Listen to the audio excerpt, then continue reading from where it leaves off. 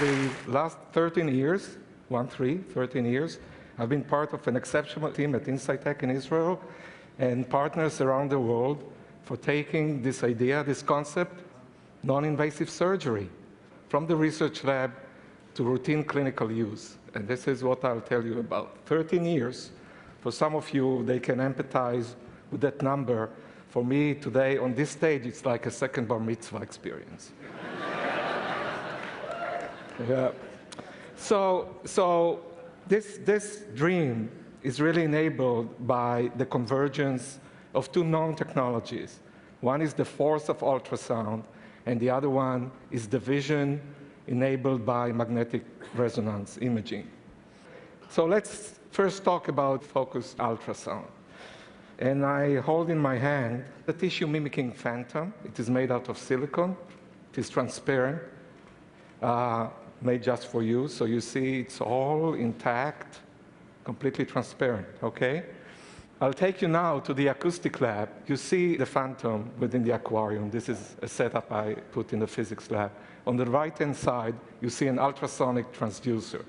So the ultrasonic transducer emits basically an ultrasonic beam that focuses inside the phantom, okay? When you hear the click, this is when the energy starts to emit, and you see a lesion formed inside the phantom, okay? So everything around it is whole and intact. It's just a lesion formed inside. So think about, this is in your brain. We need to reach a target inside the brain. We can do it without harming any tissue. So this is, I think, the first kosher Hippocratic surgical system. Okay, so let's talk a little bit about ultrasound, the force of ultrasound. You know all about imaging, right? Ultrasound imaging. And you know also about lithotripsy, right? Breaking kidney stones. But ultrasound can be shaped to be anything in between because it's a mechanical force. Basically, it's a force acting on a tissue that it transverses. So you can change the intensity, the frequency, the duration, the pulse shape of the ultrasound to create anything from an airbrush, to a hammer, okay? And I'm going to show you multiple applications in the medical field that can be enabled just by focusing, physically focusing. Okay, so this idea of harnessing focused ultrasound to treat lesions in the brain is not new at all. It's when I was born, this idea was already conceived by pioneers such as the Fry brother and Lars Leksell, who is known actually as the inventor of the gamma knife. But you may not know that he tried to perform lobotomies in the brain non-invasively with focused ultrasound in the 50s. He failed, so he then invented the gamma knife. And it makes you ponder, why those pioneers failed. And there was something fundamental that they were missing. They were missing the vision. It wasn't until the invention of the MR and really the integration of MR with focused ultrasound that we could get the feedback, both the anatomical and the physiological, in order to have a completely non-invasive, closed-loop surgical procedure, okay? So this is how it looks, the operating room of the future today, okay? This is an MR suite with a focused ultrasound system. And I'll give several examples. So the first one is in the brain. One of the neurological conditions that can be treated with focused ultrasound are movement disorders like Parkinson or essential tremor. What is typical to those conditions, for essential tremor, for example, is inability to drink or eat cereal or soup without spilling everything all over you, or write legibly so people can understand it, and be really independent in your life without the help of others. So I'd like you to meet John. John is a retired professor of history from Virginia. So he suffered from essential tremor for many years, and medication didn't help him anymore, and many of those patients refused to undergo surgery to have people cut into the brain. And about 4 or 5 months ago, He underwent an experimental procedure. It is approved under an FDA IDE at the University of Virginia in Charlottesville, using focused ultrasound to ablate a point in his thalamus, okay? And this is his handwriting on June 20th, if you can read it, 2011, okay? This is his handwriting in the morning of the treatment, before going into the MR. So now I'll take you through how a typical procedure like that looks like, how non-invasive surgery looks like. So we put the patient on an MR table, we attach a transducer, in this case to the brain, but if it will be a different organ, it will be a different transducer attached to the patient. And the physician will then take a regular MR scan, okay? And the objective of that, I don't have a pointer here, but you see the green sort of rectangle or trapeze. This is a sort of a general area of the treatment. It's a safety boundary around the target. It's a target in the thalamus, okay? So once those pictures are acquired and the physician has drawn, all the necessary safety limits and so on, he selects basically a point. You see the round point in the middle where the cursor is, and he presses this blue button called sonicate. We call this instance of injecting the energy, we call it sonication. The only handwork the physician does here is moving a mouse. This is the only device he needs in this treatment. So he presses sonicate, and this is what happens. You see the transducer, the light blue. There's water in between the skull and the transducer, and it does this burst of energy. It elevates the temperature. We first need to verify that we are on target, right? So the first sonication is at low energy. It doesn't do any damage, but it elevates the temperature by a few degrees. And one of the unique capabilities that we leverage with the MR is the ability to measure temperature non-invasively. Okay, this is really a unique capability of the MR.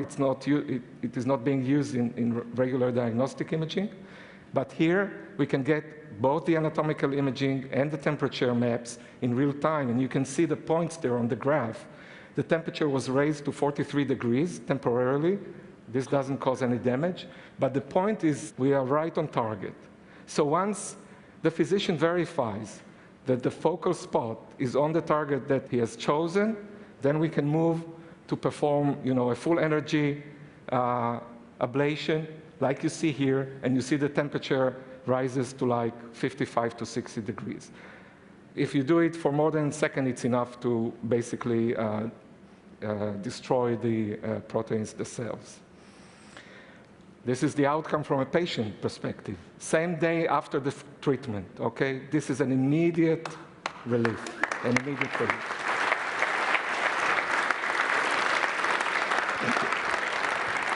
John is one of like dozen very heroic, courageous people who volunteer for the study. And you have to understand, what is in people's mind when they are willing to take the risk.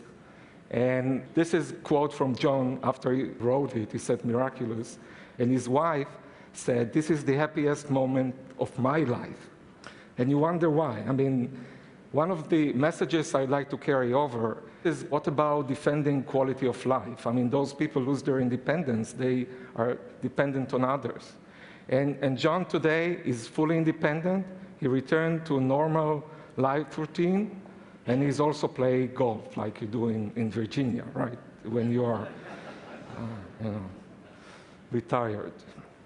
Okay, so you can see here the spot. It's like 3 millimeters in the middle of the brain. There's no damage outside. He suffers from no neural deficit. There's no recovery needed, no nothing. He's back to his normal life.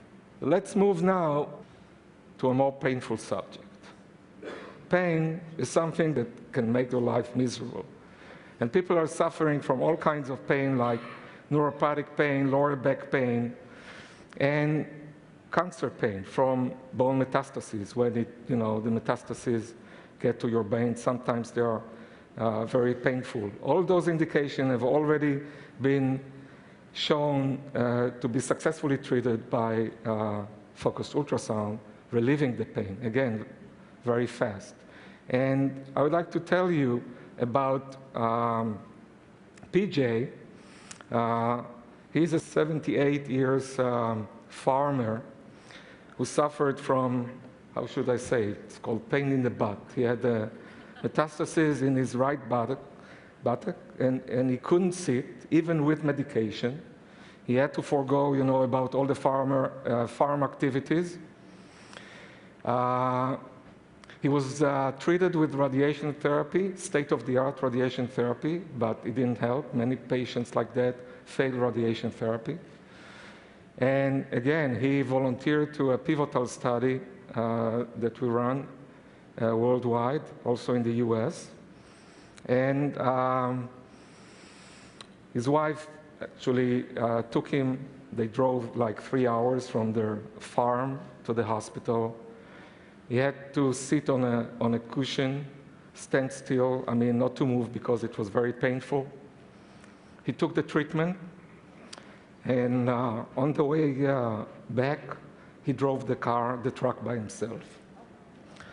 So again, this is an immediate relief, and you have to understand what's, those people feel and what their family experience when it happens. He returned again to, his daily routine in the farm. He rides his tractor, he rides his horse to their mountain cabin regularly, and he has been very happy. But now you ask me, but what about war? The war on cancer. Show us some primary cancer. What can be done there? So I have good news and bad news. The good news, there's a lot that can be done, and it has been shown actually outside of the US. And doing that in the US is very painful. I don't see, without this nation taking it as a something collective will, or something that is a national goal to make that happen, it will not happen. And it's not just because of regulation, it's because of the amount of money needed under the current evidence-based medicine and the size of trials and so on to make it happen. So the first two applications are breast cancer and prostate cancer. They were the first to be treated by focused ultrasound. And we have better than surgery results in breast, but I have a message for the men here. We heard yesterday Nguyen talking about the adverse event rate in prostate cancer. There is a unique opportunity now with focused ultrasound guided by MR, because we can actually think about prostate lumpectomy, treating just the focal lesion and not removing the whole gland, and by that avoiding all the issues with potency and continence. Well, there are other cancer tumors in the abdomen, quite lethal, very lethal actually, pancreas, liver, kidney. The challenge there with a breathing and awake patient, and in all our treatment, the patient is awake and conscious and he speaks with the physician, is you have to teach the MR some tricks how to do it in real time. And this will take time. This will take 2 years. But I have now a message to the ladies. And this is, in 2004, the FDA has approved MR-guided focused ultrasound for the treatment of symptomatic uterine fibroids. Women suffers from that disease, or those tumors, have heavy bleeding during period, abdominal pressure, back pain, frequent urination, and sometimes they cannot even conceive and become pregnant because of the fibroid. This is Frances. She was diagnosed with a grapefruit-sized fibroid. This is a big fibroid. She was offered hysterectomy, but this is an inconceivable proposition for someone who wants to keep her pregnancy option. So she elected to undergo a focused ultrasound procedure in 2008, and in 2010 she became the first-time mother to a healthy baby. So new life was born. So in conclusion, I'd like to leave you with actually 4 messages. One is, think about the amount of suffering that is saved from patient undergoing non-invasive surgery. And also the economical and emotional burden removed from their families and communities and the society at large. And I think also from their physicians, by the way. And the other thing I would like you to think about is the new type of relationship between physician and patients when you have a patient on the table which is awake and can monitor even, the treatment. In all our treatment, the patient holds a stop sonication button. He can stop the surgery, at any moment. And with that note, I would like to thank you for listening.